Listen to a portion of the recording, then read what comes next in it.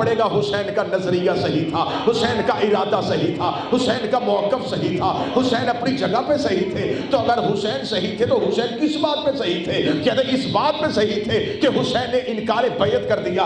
Yazid गलत था तो किस बात पे गलत था? कहते उसने हुसैन से बैत मांगी थी। इसका मतलब सिर्फ यजीद ने बैत नहीं मांगी थी, जिस मासूम से बैत मांगी उसने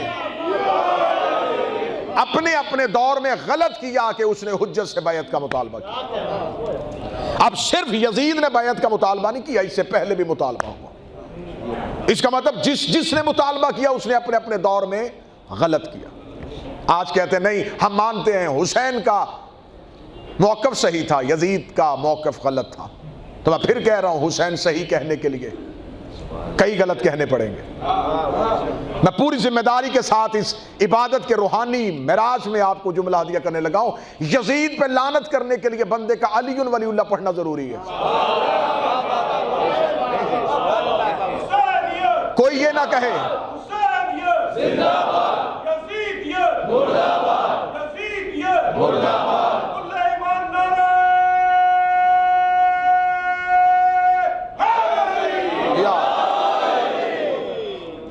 अब जरा देखिए कि ये दुश्मनी जो थी, ये दुश्मनी थी कब से। मतवज्जे रहिएगा, अगर आप इतने रूहानी महराज के सफर में हैं तो कुछ हकाइक तारीख की आपकी समातों को हदिया करना चाहूँगा। आइए देखिए कि ये हुसैन इब्न अली का कत्ल जो था, ये सिर्फ एक इनकार बैत था। इसका मतलब है कि हुसैन इब्न अली का कत्ल अगर बैत की वजह से हुआ तो पहले हमें तारीख से पूछना पड़ेगा कि यजीद के बाप के हुसैन के बाप से ताल्लुकात कैसे थे। अगर यजीद के बाप के हुसैन के साथ बाप के साथ ताल्लुकात अच्छे नहीं थे, ये दुश्मनी नई नहीं पुरानी है। बुजुर्गान तशरीफ फरमाए, ये दुश्मनी अभी नहीं शुरू हुई, ये पिछली नस्ल से।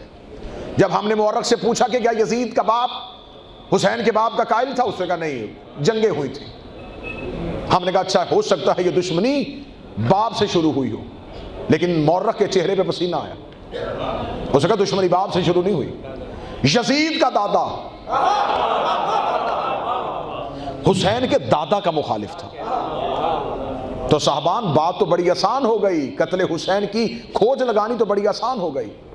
इसका मतलब है कि ये दुश्मनी सिर्फ इनकार बैत की वजह से नहीं हो रही, ये दुश्मनी पुरानी चल रही है। मेरे सामने इंतहाई खुश अकीदा अफराद तशरीफ फरमा है, और ज्यादा आसान हो गया। अगर यजीद के आबाओजदाद किसी और मुल्क से होते, हुसैन के आबाओजदाद किसी और मुल्क से होते, शायद दुश्मनी की वजूहात तलाश करने में हमें दिक्कत हो जाती।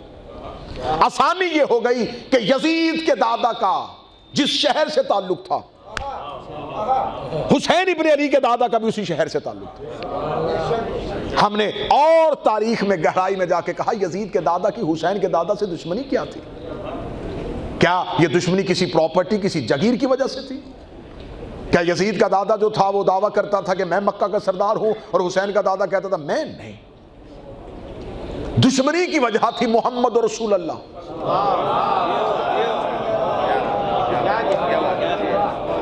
दुश्मनी तो इससे पहले बहुत पीछे तक भी मैं पढ़ सकता हूं कि कहां से शुरू हुई थी। चले मक्का से शुरू कर लेते। सबसे बड़ा इस्लाम का दुश्मन था यजीद का दादा, इसमें कोई शक है?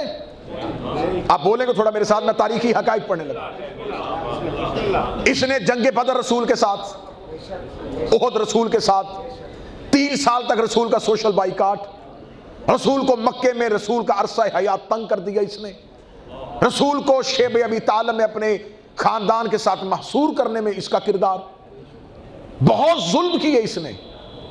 लेकिन अब तारीख में ज्यादती ये हुई कि जो सबसे बड़ा जालिम था वो फतह मक्का पे मुसलमान हो गया। कांटों पे चलना पड़ता है अहले बैत को मानने के लिए, दांतों को पसीना आता है ये हकाइक पढ़ने के लिए। इसने कलमा पढ़ लिया। देखें, काफिर की एक ही शक्ल थी, कुरान में एक ही सूरत आई, काफिरून। मुसलमान की एक शक्ल होती तो अल्लाह एक ही सूरत भेजता, मुस्लिमून।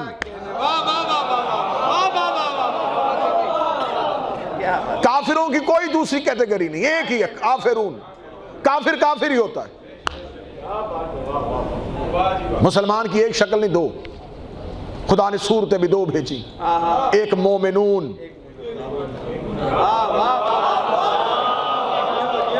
एक मुनाफिक।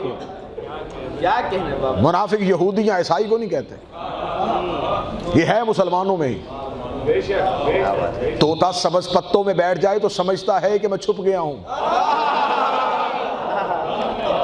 मुनाफिक बैठता मुसलमानों में ही है।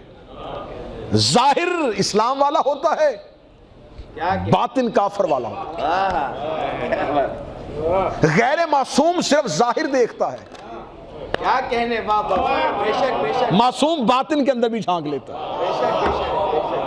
रसूल पाक अपनी जिंदगी में जब सूरह मुनाफिकून आ गई, अल्लाह ने नाम नहीं बताए थे, निशानियां बताई थी। क्या कहने बाबा। रसूल भी निशानियां बताते। आखिर एक सहाबी ने आके कहा, या रसूल अल्लाह नाम बताएं। खुदा रोजाना कोई ना कोई आयत भेजता है, ये मुनाफिक, ये मुनाफिक, ये मुनाफिक, खुल के नाम क्यों नहीं बता रहे। रसूल ने कहा, इस्लाम अभी अपने बचपन में है, अभी से इस्लाम